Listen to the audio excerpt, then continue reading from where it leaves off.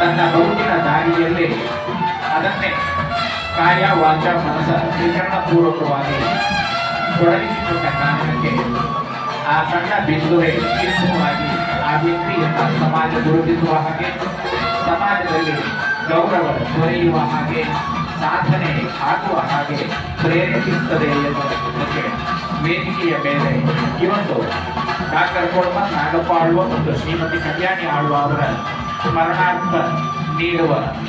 ಪ್ರಶಸ್ತಿ ಪ್ರದಾನ ಮತ್ತು ಸನ್ಮಾನಕ್ಕೆ ಒಳಗಾಗಿರತಕ್ಕಂಥ ಎಲ್ಲ ಗೌರವಾನ್ವಿತರನ್ನ ಈ ಸಂದರ್ಭದಲ್ಲಿ ಅತ್ಯಂತ ಗೌರವಪೂರ್ವಕವಾಗಿ ಅವರನ್ನು ಅಭಿನಂದಿಸ್ತಾ ಇದ್ದೇವೆ.